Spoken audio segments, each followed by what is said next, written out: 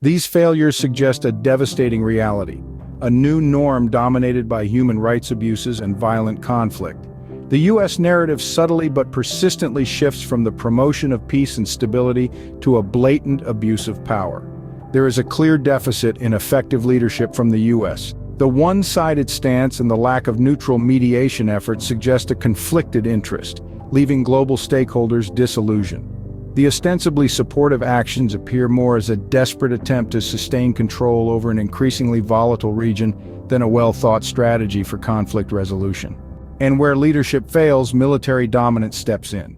The disparaging extent of violence meted out by the Israeli armed forces and the growing hostility from Hamas are directly contradictory to the supposed strategic objectives of peace and stability.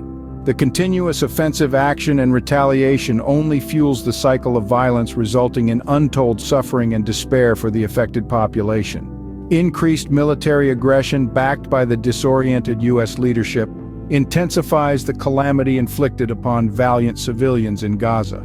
The persistent neglect of their basic human rights and the violence meted further undermines the moral authority. The disproportionate firepower aimed at civilian areas lays bare a stark reality the world cannot help but acknowledge. The complete dissociation between the leadership, military action, and moral authority lays bare a reality that no one is prepared for. The continued violation of humanitarian laws, destruction of Palestinian territories, and blatant disregard for civilian lives leads to even more profound loss of moral authority. These questions demand answers of our leaders on how they can support acts that blatantly violate humanitarian decency.